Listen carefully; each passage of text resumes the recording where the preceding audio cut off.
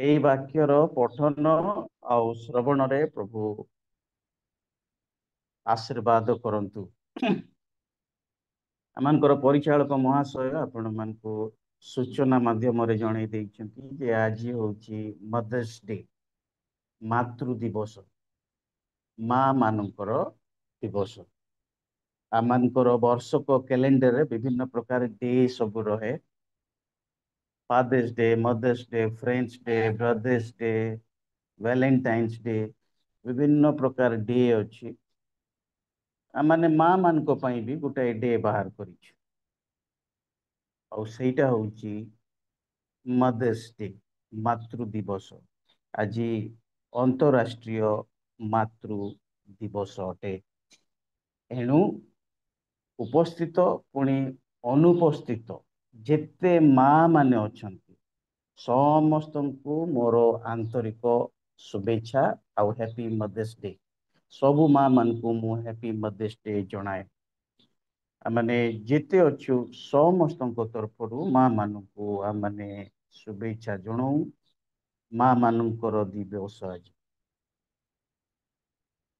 ପୃଥିବୀର ସବୁଠାରୁ ପ୍ରମୁଖ ଆଉ ମିଠା ଶବ୍ଦ ହଉଛି ମା। ଆକୁ ଏକ୍ସପ୍ଲେନ କରିବା ଦରକାର ନାହିଁ, ଆମେ ସମସ୍ତେ ଅନୁଭବ କରିଛୁ, ଆମେ ସମସ୍ତେ ଜାଣିଛୁ।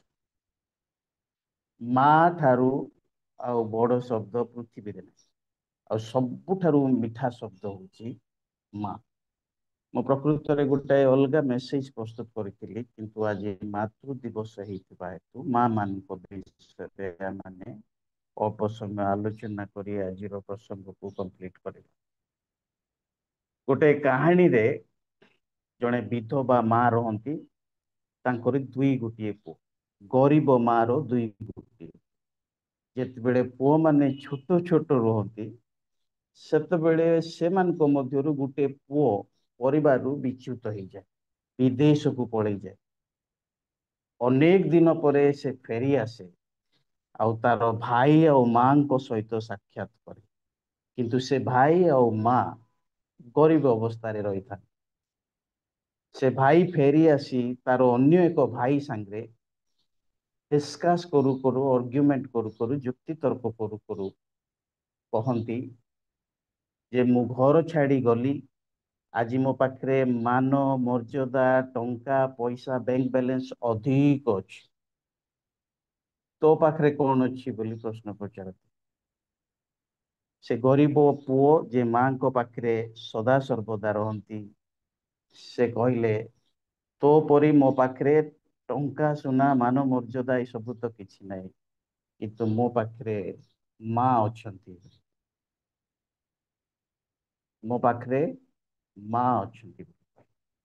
ପ୍ରିୟମାନେ, ଯାହା ପାଖରେ ମା ଅଛନ୍ତି ଆଉ କିଛି ଦରକାର ନାହିଁ। ମାନ ମର୍ଯ୍ୟାଦା ଟଙ୍କା ସୁନା ଏ ସବୁଠାରୁ ଶ୍ରେଷ୍ଠ ହଉଛନ୍ତି ମା। ଧନ୍ୟ ସେମାନେ ଯୋଉମାନଙ୍କର ମା ଅଛନ୍ତି। ମା ଜଣେ ମହାନ ବ୍ୟକ୍ତିତ୍ୱ ଅଟନ୍ତି। ଜଣେ ଲୋକ ପ୍ରଭୁଙ୍କୁ ପ୍ରଶ୍ନ ପଚାରିଲେ, ପ୍ରଭୁ ତୁମେ ଶାରୀରିକ ଭାବେ କାହିଁକି ସବୁ ଜାଗାରେ ରହୁନ? ତୁମେ ଅଦୃଶ୍ୟ ଭାବେ ଆତ୍ମିକ ଭାବେ ରହୁଛ, ଆମେ ତମକୁ ଦେଖିବା ପାଇଁ ଚାହୁଁଛୁ। ପ୍ରଭୁ କହିଲେ ମୁଁ ଆତ୍ମା ଅଟେ ଆଉ ଶାରୀରିକ ଭାବେ ସବୁବେଳେ ସବୁ ସ୍ଥାନରେ ରହିପାରିବି, କିନ୍ତୁ ମୁଁ ନ ରହିପାରିଲେ କଣ ହେଲା, ତୋମାନଙ୍କ ସାଙ୍ଗରେ ରହିବା ପାଇଁ ମା ମାନଙ୍କୁ ପଠେଇଛି। ମା ମାନେ ହଉଛନ୍ତି ଈଶ୍ୱରଙ୍କର ପ୍ରତିନିଧି। ପରମେଶ୍ୱର ଆମମାନଙ୍କୁ ତାଙ୍କରି ଐଶ୍ୱର୍ଯ୍ୟ ପ୍ରେମ ଦେବା ନିମନ୍ତେ ଯଦିଓ ଶାରୀରିକ ଭାବେ ଆମମାନଙ୍କ ସାଙ୍ଗରେ ନାହାନ୍ତି, ସେ ମା ମାନଙ୍କୁ ଆମମାନଙ୍କ ପାଖକୁ ପଠେଇଛନ୍ତି। ଈଶ୍ୱରଙ୍କର ପ୍ରେମକୁ ଯଦି ଆସ୍ୱାଦନ କରିବା ପାଇଁ ଚାହୁଁଛନ୍ତି ପ୍ରିୟମାନେ, ମା ପାଖରେ ରୁହନ୍ତୁ, ମାଙ୍କୁ ବୁଝନ୍ତୁ। ପ୍ରଭୁ ଆପଣ ମାନଙ୍କୁ ମାଙ୍କ ଦ୍ଵାରା ପ୍ରେମ କରିବା ପାଇଁ ଚାହୁଁଛନ୍ତି। ମାଙ୍କର ସବୁଠାରୁ ବଡ ଶକ୍ତି ହଉଛି ମମତା। ମାଙ୍କର ସବୁଠାରୁ ବଡ ପାୱାର ହଉଛି ପ୍ରେମ, ଯୋଉଟା ଆପଣ କୋଉଠି ପାଇପାରିବେ, କୋଉଠି ପାଇପାରିବେ। ଦୁନିଆରେ ଆମମାନଙ୍କର ଅନେକ ସମ୍ପର୍କ ଅଛି, ସାଙ୍ଗ, ଭାଇ, ଭଉଣୀ, ବିଭିନ୍ନ ପ୍ରକାର ସମ୍ପର୍କ ଅଛି। କିନ୍ତୁ କୋଉ ସମ୍ପର୍କରେ ଆପଣଙ୍କୁ ପ୍ରକୃତ ପ୍ରେମ ମିଳିବନି। ପିଓର ଲଭ୍ ଆପଣ କୋଉଠି ପାଇପାରିବେ। ଆପଣଙ୍କର ଅନ୍ତରଙ୍ଗ ସାଙ୍ଗ ଆପଣଙ୍କୁ ସେତେ ପ୍ରେମ କରିପାରିବେ, ଆପଣଙ୍କର ରକ୍ତର ଭାଇ ଭଉଣୀ ଆପଣ ମାନଙ୍କୁ ସେତେ ପ୍ରେମ କରିପାରିବେ। କୋଉ ଜାଗାରେ ବି ଆପଣ ସେ ପ୍ରକାର ପ୍ରେମ ପାଇପାରିବେ। ମା ଯୋଉ ମମତା ଦିଅନ୍ତି, ତା ସାମ୍ନାରେ ସବୁ ପ୍ରେମ ଫିକା ପଡିଛି। କାରଣ ମା ହଉଛନ୍ତି ପ୍ରଭୁଙ୍କର ପ୍ରତିନିଧି, ସେ ଆମମାନଙ୍କର ପାଖରେ ପାଖରେ ରହ। ମାଙ୍କର ମମତାର ଚାରିଟା ଦିଗ ଆଜି ମୁଁ ଆପଣମାନଙ୍କୁ କହିବା ପାଇଁ ଚାହେଁ। ମାଙ୍କର ପ୍ରେମର ଚାରିଟା ଦିଗ। ମାଙ୍କର ପ୍ରେମ କାହିଁକି ଅନନ୍ୟ, ମାଙ୍କର ପ୍ରେମ କାହିଁକି ଅସାଧାରଣ ଅଟେ, ମାଙ୍କ ପ୍ରେମ ସହିତ କୌଣସି ପ୍ରେମ କାହିଁକି ଫିକା ପଡି, ତାର ଚାରିଟା ବିଷୟ ମାନେ ଦେଖେ। ଭେରି ଭେରି ପ୍ରାକ୍ଟିକାଲ, এটা ଥିଓଲୋଜିକାଲ ନାହିଁ କି ଫିଲୋସଫିକାଲ ନାହିଁ, ଡକ୍ଟ୍ରିନାଲ ମଧ୍ୟ ନାହିଁ। ଆମେ ଅଙ୍ଗେ ଅଙ୍ଗେ ନିଭଉଛୁ। ଆଜି ମା ମାନଙ୍କର ଦିବସ ଅଟେ। ପ୍ରତ୍ୟେକଙ୍କୁ ମୁଁ ଅନୁରୋଧ କରେ, ଯୋଉମାନଙ୍କର ମା ମାନେ ଅଛନ୍ତି, ଏଇ ଚାରିଟା ଅଂଶକୁ ଭଲ ଭାବେ ବୁଝିବା, ଆଉ ଆମେ ମା ମାନଙ୍କୁ ଅଜସ୍ର ପ୍ରେମ କରିବା ଆଉ ସମ୍ମାନ କରିବା, କାରଣ ସେ ସବୁ ପାଇବା ପାଇଁ ସେମାନେ ଯୋଗ୍ୟ ଅଟନ୍ତି। ମାଙ୍କର ପ୍ରେମର ଚାରିଟା ଦିଗ। ପ୍ରଥମ ହଉଛି ମାଙ୍କର ପ୍ରେମ ନିଃସର୍ତ୍ତ ପ୍ରେମ ଅଟେ। ମାଙ୍କର ପ୍ରେମ ନିଃସର୍ତ୍ତ ପ୍ରେମ ଅଟେ। ମାଙ୍କର ମମତାରେ କୌଣସି ସର୍ତ୍ତ ନଥାଏ। ମଦର୍ସ ଲଭ୍ ଇଜ ଅନକଣ୍ଡିସନାଲ, କୌଣସି କଣ୍ଡିସନ ନୁହଁ। ଆପଣ ଦୁନିଆର ଯେତେ ବି ପ୍ରେମ ଦେଖନ୍ତୁ, ସେଥିରେ କଣ୍ଡିସନ ଅଛି, ସର୍ତ୍ତ ଅଛି। ମୁଁ ଗୋଟେ ଏକ୍ସାମ୍ପଲ ଦଉଛି ଆପଣ ମାନଙ୍କୁ। ଗୋଟେ ପରିବାରର ଛୋଟ ଛୁଆ ଗୋଟେ ଘରୁ ବାରିପଟ ଦୌଡ଼ି ଦୌଡ଼ି ଦୌଡ଼ି ଦୌଡ଼ି ଗୋଟେ ଜାଗାକୁ ଗଲା। ପାଖରେ ଗୋଟେ ପାହାଡ ଥିଲା, ସେ ପାହାଡ ପାଖକୁ ଯାଇକି ଠିଆ ହେଇ ଦେଖିଲା, ଦୂର ଦୂର ପର୍ଯ୍ୟନ୍ତ ଗାତ ଅଛି, କିଛି ଦେଖାଯାଉ। ଆଉ ସେଇଠି ସେ ପିଲା ଠିଆ ହେଇକି ଆଇ ହେଟ୍ ୟୁ ବୋଲିକି ଚିଲେଇକି କହ। ଆଇ ହେଟ୍ ୟୁ ମାନେ ମୁଁ ତୁମକୁ ଘୃଣା କରେ ବୋଲିକି ଚିଲେଇ। ସାଙ୍ଗେ ସାଙ୍ଗେ ସିଆଡୁ ପ୍ରତିଧ୍ୱନି ହେଇକି ଆସୁଛି, ମୁଁ ତୁମକୁ ଘୃଣା କରେ, ମୁଁ ତୁମକୁ ଘୃଣା କରେ, ମୁଁ ତୁମକୁ ଘୃଣା କରେ। I hate you, I hate you, I hate you ବୋଲିକି ସିଆଡୁ ପ୍ରତିଧ୍ୱନି ଆସୁଛି।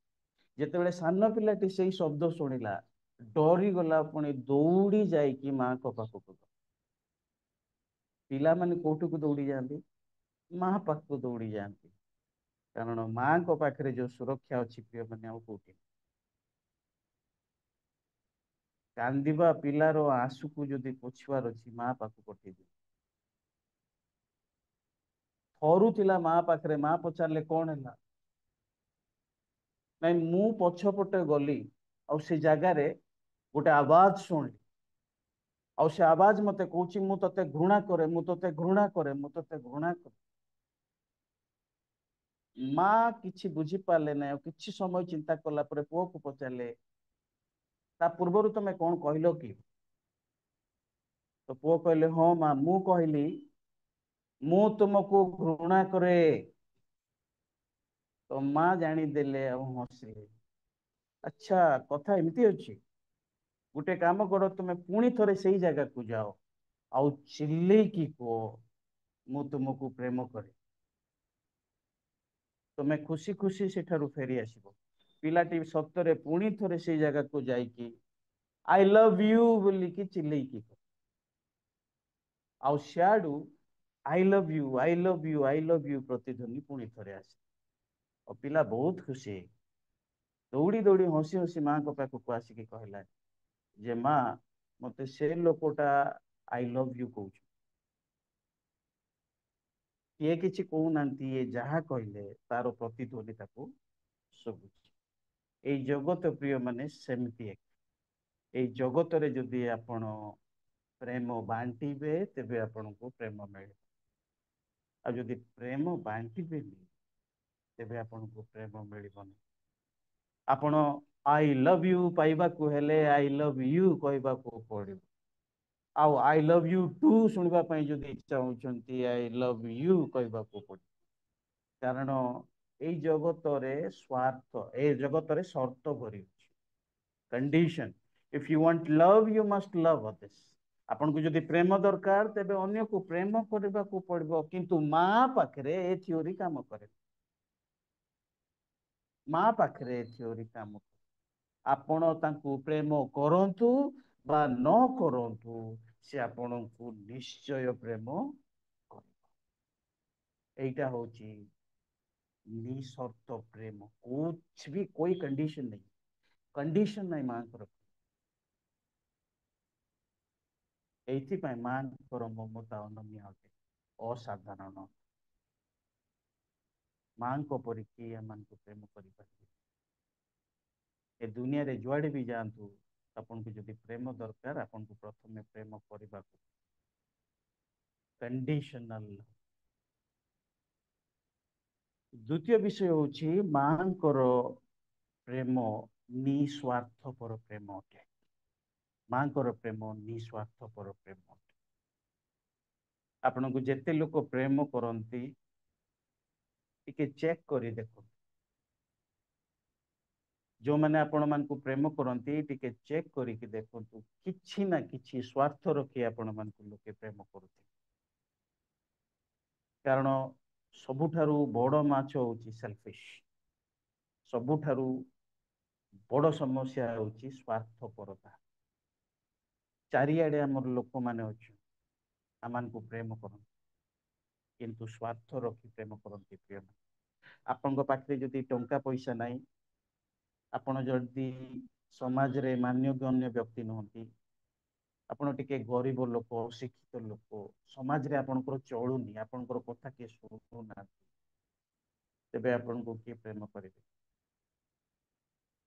ଆପଣଙ୍କର ବ୍ୟାଙ୍କ ବାଲାନ୍ସ ଯଦି ମୋଟା ଅଛି, ଆପଣଙ୍କର ଚତୁଃପାର୍ଶ୍ବରେ ଆପଣଙ୍କୁ ପ୍ରେମ କରିବା ଲୋକ ବେଶୀ ମିଳିଛି। ବଡ ବଡ ରୋଗ ଦୂର କଥା, ଆପଣଙ୍କୁ ଖାଲି ଖାସ ହଉ ଫୋନ କରିବେ, ମୁଁ ଶୁଣୁଥିଲି ଆପଣଙ୍କୁ ଖାସ ହେଇଛି ପୁଣି। ଯଦି ପଇସା ନାହିଁ ଆପଣଙ୍କର ହାର୍ଟ ଅପରେସନ ହଉ, ଆପଣଙ୍କୁ କେହି ପଚାରିବେ।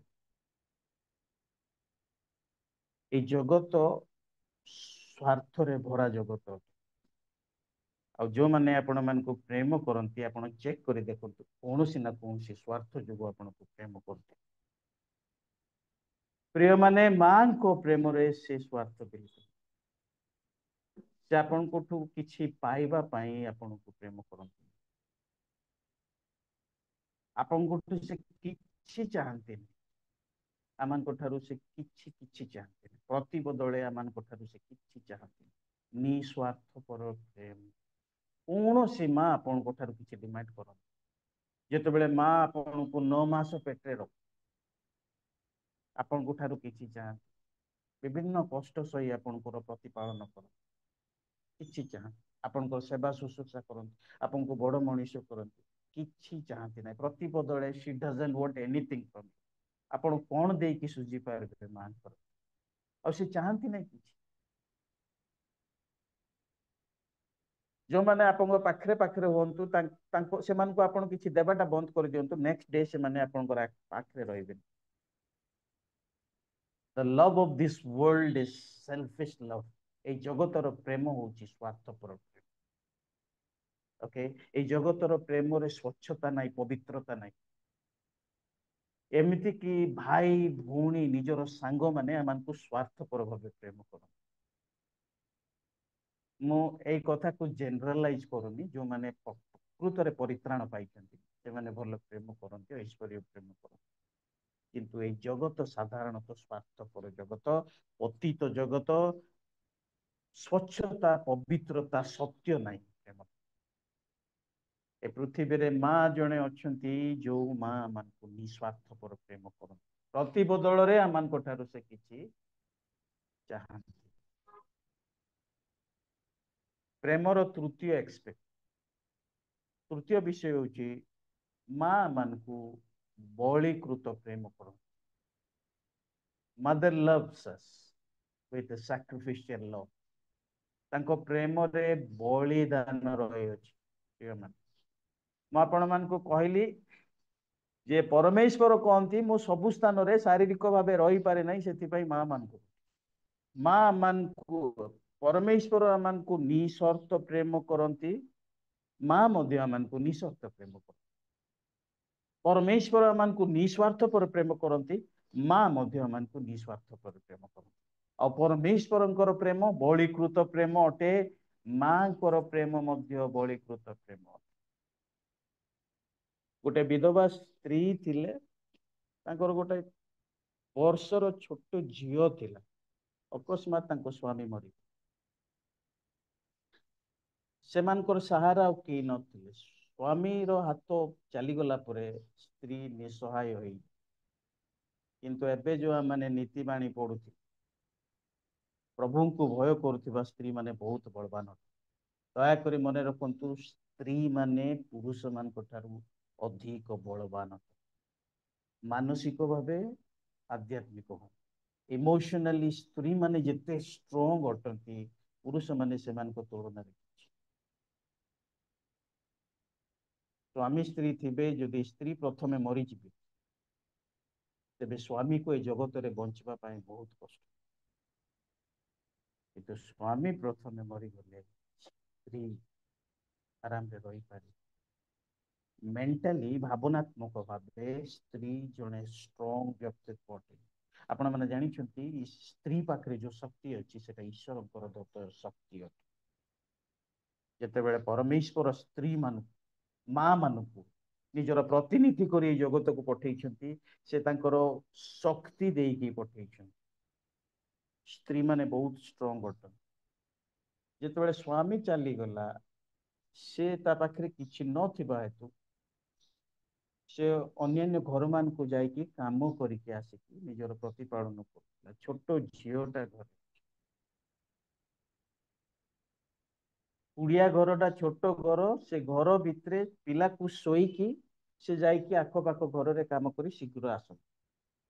ଗୋଟେ ଦିନ ଯେତେବେଳେ ମା ଫେରୁଥିଲେ କାମ କରିକି ନିଜ ଘରକୁ, ତାଙ୍କ ଘର ସାମ୍ନାରେ ଲୋକମାନେ ଭରିକି ଠିଆ ହେଇଛନ୍ତି। ଆଉ ସେ ଗହଳି ଦେଖି ସେ ଛାନିଆ ହେଇଗଲେ। ଯାଇକି ପଚାରି ଦେଖିଲା ବେଳେ ତାଙ୍କର ଛୋଟ କୁଡିଆଟି ଜଳୁଛି, ନିଆଁରେ ଜଳୁଛି। ତ ଏ ଚିତ୍କାର କଲା, ମୋ ଝିଅ ଭିତରେ ଅଛି, ମତେ ଯିବାକୁ ଦିଅ ବୋଲି। ଯେତେବେଳେ ସେ ଦୌଡୁଥିଲେ, ଲୋକମାନେ ତାଙ୍କୁ ଧରି ପକେଇଲେ, କହିଲେ ତୁମେ ଜମା ଯାଅନି, ତମ ଘର ତ ଜଳି ସାରିଲାଣି, ତମ ଛୁଆ ଆଉ ନଥିବ, ଯାଅନି। ତଥାପି ସେମାନଙ୍କଠୁ ସେ ଛଡେଇକି ଜୋର କିନା ଦୌଡି ଯାଇ ଯେତେବେଳେ ଘର ପଶି ଦେଖୁଛି, ନିଆଁ ଜଷ୍ଟ ଜଳି ଜଳି ତା ପିଲା ପାଖକୁ ଆସୁଛି। ଆଉ ସେଇ ସମୟରେ ମା ଜୋର କି ଦୌଡିକି ଯାଇ ପିଲା ଉପରେ ପଡିକି ପିଲାକୁ ସମ୍ପୂର୍ଣ୍ଣ ଭାବେ କଭର କରି, କିଛି ସମୟ ପରେ ପରେ ନିଆଁ ଆସିକି ମାକୁ ଜାଳି। ଲୋକମାନେ ପୁଣି ଥରେ ଦୌଡି ଆସି ମାକୁ ଆଉ ଛୁଆକୁ ସୁରକ୍ଷା କରନ୍ତି। କିନ୍ତୁ ସେତେବେଳେ ମାର ମୁହଁ ସମ୍ପୂର୍ଣ୍ଣ ଭାବେ ଜଳି ଯାଇ। ୟା ପୂର୍ବରୁ ମା ଦେଖିବା ପାଇଁ ଅତି ସୁନ୍ଦର ଥିଲା, ରୂପବତୀ ସ୍ତ୍ରୀ। କିନ୍ତୁ ପିଲାକୁ ସୁରକ୍ଷା ଦେବା ପାଇଁ ଯାଇ, ପିଲାକୁ ରକ୍ଷା ଦେବାକୁ ଯାଇ, ପିଲାର ଜୀବନ ବଞ୍ଚିବା ପାଇଁ ଯାଇ ତାର ସେ ମୁହଁକୁ ଜାଳି, ତାର ସମ୍ପୂର୍ଣ୍ଣ ମୁହଁ ଜଳି। ତଥାପି ସେ କଷ୍ଟରେ ପିଲାକୁ ପାଳି ବଡ କଲା, ଇଆଡେ ସିଆଡେ କାମ କରି ପିଲାକୁ ପାଠ ପଢେଇଲା। ପିଲା ସ୍କୁଲ କମ୍ପ୍ଲିଟ କରି କଲେଜରେ ପଢୁ। ଆଉ କଲେଜ ଯେତେବେଳେ ଯାଉଥିଲା, କଲେଜର ସାଙ୍ଗ ମାନେ ତାଙ୍କୁ ନିଜ ନିଜ ଘରକୁ ନଉଥିଲେ, କିନ୍ତୁ ଇଏ କେବେ ନିଜ ଘରକୁ ନିଜର ସାଙ୍ଗ ମାନଙ୍କୁ ନେଇ ଆସ। ଅନେକ ସମୟ ସାଙ୍ଗମାନେ କହନ୍ତି, ତୁମ ଘରକୁ ଯିବା, ତମେ କହ ତୁମ ମା ଅଛନ୍ତି, ତୁମର ମା କୁ ତ ମାନଙ୍କୁ କେବେ ଦେଖି। ତଥାପି ଇଏ କେବେ ମା କୁ ଦେଖୁନଥିଲେ। ଦିନେ ହଠାତ୍ ଝିଅ ଘରେ ଅଛି, ତାର ସାଙ୍ଗମାନେ ତାଙ୍କୁ ନ ପଚାରିକି ସଡନ ସେ ଘରେ ପ୍ରବେଶ କଲେ। ଆଉ ସେଇ ସାଙ୍ଗ ଦୌଡ଼ି ଯାଇ ପିଲାମାନଙ୍କ ସାଙ୍ଗରେ ତାଙ୍କର ସାଙ୍ଗମାନଙ୍କ ସାଙ୍ଗରେ ଭେଟିଲା ବେଳେ ମା ବି ଦୌଡ଼ି ସାମ୍ନାକୁ ଆସେ। ତା ସାଙ୍ଗମାନେ ପଚାରିଲେ ଏ ବୁଢୀ ଲୋକଟି କିଏ, ସ୍ତ୍ରୀ ଲୋକଟି। ଆଉ ସାଙ୍ଗ ନିଜର ମର୍ଯ୍ୟାଦା ବଞ୍ଚେଇବା ପାଇଁ କହିଲା ଇଏ ଆମ ଘରର ନକରାଣୀ, ଆମ ଘରର ଚାକରାଣୀ ବୋଲି। ମା ଏକଥା ଶୁଣିଲେ କିନ୍ତୁ ପ୍ରତିକ୍ରିୟା ପ୍ରକାଶ କଲେ।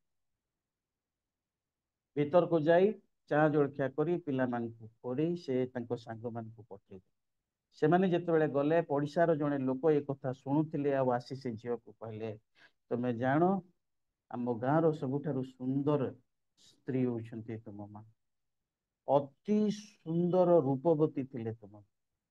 କିନ୍ତୁ ତମେ ଗୋଟେ ଷ୍ଟୋରି ଜାଣିନ, ଯେତେବେଳେ ତମେ ଛୋଟ ଥିଲ ତମେ ଜଳି ଯାଉଥିଲ, ତମକୁ ରକ୍ଷା କରିବା ପାଇଁ ତୁମ ମା ଆସି ତାଙ୍କର ମୁହଁକୁ ଜାଳି ଦେଇକି ଏ ରୂପ ଧାରଣ କରୁଛନ୍ତି। ଆଜି ଯଦି ସେ ଅସୁନ୍ଦର ଦେଖା ଯାଉଛନ୍ତି କେବଳ ତୁମ ଯୋଗୁଁ। ଆଜି ତାଙ୍କର ମୁହଁ ଯଦି ପୋଡି ଯାଇଛି କେବଳ ତୁମ ଯୋଗୁଁ। ଝିଅଟି ସବୁ ଷ୍ଟୋରି ଜାଣି ସାରି ଅନୁତାପ କରି କାନ୍ଦି କାନ୍ଦି ମାଙ୍କୁ କ୍ଷମା ମାଗୁଥିଲେ। କାହାଣୀର ସାରାଂଶ କଣ? ମାନେ ମାଙ୍କ ଠାରେ ବଳିକୃତ ପ୍ରେମ ଥାଏ। ପ୍ରେମ ମା ନିଜର ଜୀବନର ସମସ୍ତ ସୁରକ୍ଷାକୁ ପଛରେ ପକେଇ ଦେଇ ନିଜର ପିଲାମାନଙ୍କର ସୁରକ୍ଷାକୁ ପ୍ରାଧାନ୍ୟ ଦେଇଥାଏ।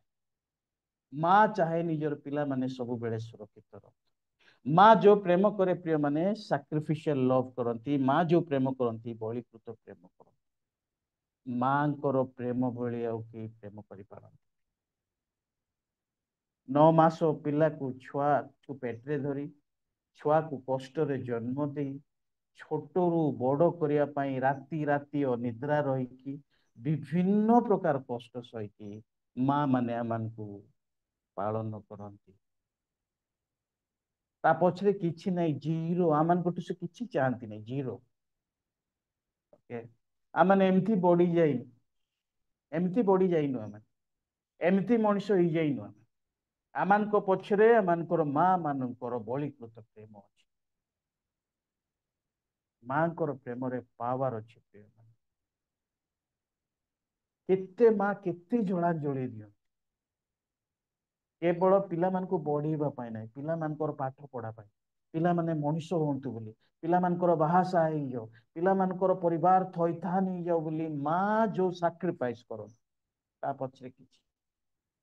ପଢା ଲିଖା ମା ମାନେ ନିଜର ପିଲାମାନଙ୍କର ଭବିଷ୍ୟତ ପାଇଁ ସେ ତାର କ୍ୟାରିୟର ସାକ୍ରିଫାଇସ କରିଦିଅନ୍ତି, ନିଜର ରୂପ ସାକ୍ରିଫାଇସ କରିଦିଅନ୍ତି, ନିଜର ସବୁ କିଛି ସୁଖ ସାକ୍ରିଫାଇସ କରିଦିଅନ୍ତି।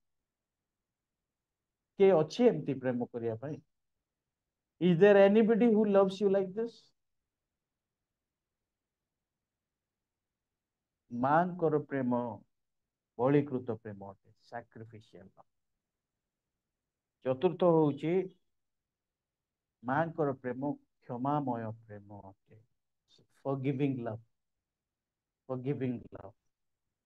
ଏ ଜଗତରେ ଟିଟ୍ ଫର ଟାଟ୍, ଆମେ ଯୋଉ ଜଗତରେ ଅଛୁ, ଜୈସେ କରନି ବୈସେ ଭରନି, ତମେ ଯାହା କରିବ ସେଇଟା ପାଇବ।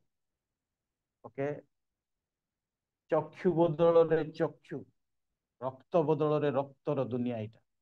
ଆପଣ ଗୋଟେ କହିଲେ ଆପଣଙ୍କୁ ଦିଟା କୁହାଯିବ, ଆପଣ ଗୋଟିଏ ମାରିଲେ ଆପଣଙ୍କୁ ଦିଟା ମରାଯିବ। ପ୍ରତିଶୋଧ ପରାୟଣ ଜଗତରେ ଆମେ ବାସ କରୁଛୁ ପ୍ରିୟ। ଆପଣ କାହାକୁ କ୍ଷତି ପହଞ୍ଚେଇକି ବଞ୍ଚି ପାରିବେ? ଯାହାକୁ ବି କ୍ଷତି ପହଞ୍ଚାନ୍ତୁ, ପ୍ରତି ବଦଳରେ ଆପଣ କ୍ଷତି ପାଇବେ। କିନ୍ତୁ ମା ହଉଛନ୍ତି ଜଣେ ଯେ ସମସ୍ତ କ୍ଷତି ସହିକି ଆପଣଙ୍କୁ କ୍ଷମା ଦିଅନ୍ତି। ଆପଣ କାହାଠାରୁ କ୍ଷମା ପାଇବେନି। କେତେ ବି ଭୁଲ କରିଥାନ୍ତୁ, ମାଙ୍କ ପାଖକୁ ଯାଇ ଜଷ୍ଟ ସରି ବୋଲି କୁହନ୍ତୁ, ଆପଣଙ୍କର ସବୁ ଭୁଲ କ୍ଷମା, ସବୁ ଭୁଲ କ୍ଷମା। ଆଉ ପିଲାମାନେ ଭୁଲ କରିକି ମା ପାଖକୁ ଯାଇକି ଯୋଗାଡ଼ କରିଦିଅନ୍ତି। କେତେ ବଡ ପାପ କରିଥାଇ ବି, ଭୁଲ କରିଥାଇ ବି ବାପା ପାଖକୁ ଯିବେନି, ମା ପାଖକୁ ଯାଇ ସେଟଲମେଣ୍ଟ କରିଦିଅନ୍ତି। କ୍ଷମାମୟୀ ମା ଅଟନ୍ତି, ତାଙ୍କର ହୃଦୟ ବହୁତ ବଡ, ସାଙ୍ଗେ ସାଙ୍ଗେ କ୍ଷମା ଦେଇଦିଅନ୍ତି। ଗର୍ଜ ରଖନ୍ତି ନାହିଁ ପ୍ରିୟ ମାନେ, ପ୍ରତିଶୋଧ ପରାୟଣ ନୁହନ୍ତି ମା ମାନେ, କ୍ଷମାବାନ ଅଟନ୍ତି ମା। ଆଉ ଯଦି ମା ମାନେ ପରିତ୍ରାଣ ପାଇଥାଉଛନ୍ତି, ତେବେ ସେଇ ମା ମାନେ ଐଶ୍ୱର୍ଯ୍ୟ ପ୍ରେମରେ ଆମକୁ ପ୍ରେମ। ମାଙ୍କର ପ୍ରେମ ନିଃସର୍ଥ ପ୍ରେମ ଅଟେ। ମାଙ୍କର ପ୍ରେମ ନିଃସ୍ୱାର୍ଥପର ପ୍ରେମ ଅଟେ। ମାଙ୍କର ପ୍ରେମ ବଳିକୃତ ପ୍ରେମ ଅଟେ। ମାଙ୍କର ପ୍ରେମ କ୍ଷମାମୟ ପ୍ରେମ। ପ୍ରତି ବଦଳରେ ସେ କିଛି ଚାହାନ୍ତିନି, ଆମମାନଙ୍କୁ ପ୍ରେମ କର। ବର୍ଷରେ ଥରେ ଗୋଟିଏ ଡେଟ୍ ରଖାଯାଇଛି ମାତୃ ଦିବସ ବୋଲି। ଆଜି ଅନେକ ପିଲାମାନେ ଭାବ ବିବଳ ହେଇ ହ୍ୟାପି ମଦର୍ସ ଡେ ବୋଲି ମାଙ୍କୁ ଯାଇ ଫୁଲ ଧରେଇବେ, ଯଦି ନାହିଁ କାର୍ଡ ଧରେଇ ଦେବେ, ଯଦି ନାହିଁ ଗୋଟେ ଗିଫ୍ଟ ଧରେଇବେ। କାଲିଠୁ ବା ଆଜି ସନ୍ଧ୍ୟାଠୁ ମା ମାନଙ୍କୁ ଭୁଲିଛି। ପ୍ରିୟମାନେ, ହ୍ୟାପି ମଦର୍ସ ଡେ କେବଳ ବର୍ଷର ଗୋଟିଏ ଦିନ ନୁହେଁ, ମା ମାନେ ସମ୍ମାନ ପାଇବା ପାଇଁ ଯୋଗ୍ୟ। ଯାତ୍ରା ପୁସ୍ତକ 20-12 ଦ୍ଵିତୀୟ ବିବରଣ 5-16 କୁହାଗଲା, ପିତା ମାତାଙ୍କୁ ସମାଦର କର, ମାତା ମାନଙ୍କର ସମାଦାର ପାଇବା ପାଇଁ ଯୋଗ୍ୟ ଅଟେ। ଆମମାନଙ୍କର ପ୍ରେମ ପାଇବା ପାଇଁ ଯୋଗ୍ୟ ଅଟନ୍ତି ମା ମାନେ। ଓକେ, ସମାଦାର କରିବା ପାଇଁ ବାଇବଲ କହେ, 10 ଆଜ୍ଞା ମଧ୍ୟରୁ ଏଇଟା ଗୋଟେ ଆଜ୍ଞା। ମାଙ୍କୁ ସମାଦାର କରିବା ପାଇଁ କୁହାଯାଏ, ମାଙ୍କର କଥା ଶୁଣିବା ପାଇଁ କୁହାଯାଏ। ଜ୍ଞାନବାନ ପୁତ୍ର ମାଙ୍କର କଥା ଶୁଣିବ। ଓକେ, ଯୋଉମାନେ ଜ୍ଞାନବାନ ପିଲାମାନେ ସେମାନେ ମାଙ୍କର କଥା ଶୁଣନ୍ତି। ଯୋଉମାନେ ମାଙ୍କର କଥା ଶୁଣନ୍ତି ସେମାନେ ଜୀବନରେ କେବେ ବି ପଥଭ୍ରଷ୍ଟ ହୁଅନ୍ତି, କେବେ ବି ପଥଭ୍ରଷ୍ଟ ହୁଅନ୍ତି। କିନ୍ତୁ ଯୋଉ ପିଲାମାନେ ମାଙ୍କର କଥା ଶୁଣନ୍ତି ନାହିଁ, ସେମାନେ ମାଙ୍କର ଶୋକର କାରଣ। ଆଜି ହିପୋକ୍ରେସି ଦେଖାନ୍ତୁ ନାହିଁ, ଛଳନା କରନ୍ତୁ ନାହିଁ। ଯଦି ଆପଣଙ୍କ ପାଖରେ ମା ଅଛନ୍ତି ପ୍ରିୟ ମାନେ, ସବୁ ଅଛି ଆପଣଙ୍କ ପାଖରେ। ଆଜି ମାଙ୍କୁ ହୃଦୟର ସହିତ ପ୍ରେମ ଦେଖାନ୍ତୁ, ସ୍ନେହ ଦେଖାନ୍ତୁ, ଆଉ ବିଶେଷ କରି ସମାଦର କରନ୍ତୁ, ମାଙ୍କୁ ଭକ୍ତି କରନ୍ତୁ। ମା ସବୁ ପାଇବା ପାଇଁ ଯୋଗ୍ୟ, ମା ସବୁ ପାଇବା ପାଇଁ ଯୋଗ୍ୟ। କେବଳ ପ୍ରେମ ଭରା ଆଖିରେ ସେ ଆପଣଙ୍କୁ ଦେଖନ୍ତି, ଆଉ କିଛି ଦରକାର ନାହିଁ।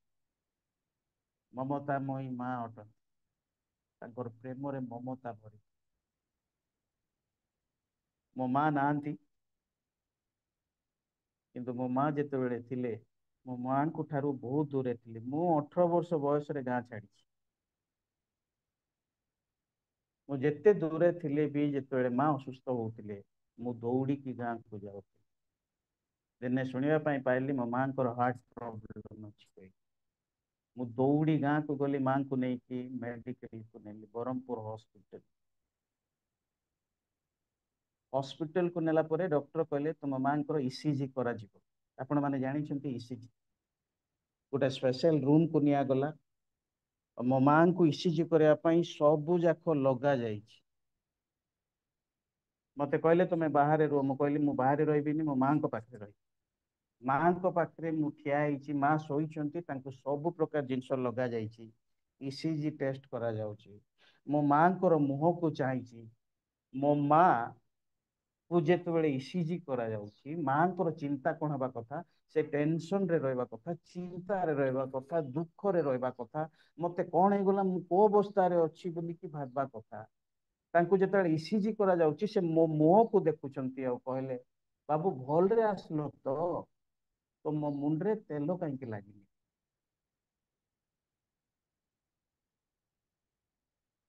ତାଙ୍କର ଟ୍ରିଟମେଣ୍ଟ ଚାଲିଛି, ମୋ ମୁଣ୍ଡର ତେଲର ଚିନ୍ତା ତାଙ୍କ। ଏଇଟା ହଉଛି ମାଙ୍କର ମର୍ମ। ଆପଣ ମାନେ ସମସ୍ତେ ଅନୁଭବ କରିଥିବେ ମାଙ୍କର ପ୍ରେମ। ତେଣୁ ଆଜିର ଡେ କୁ କେବଳ ଇଂଲିଶ ୱାର୍ଡରେ ହ୍ୟାପି ମଦର୍ସ ଡେ ବୋଲି କହିବା।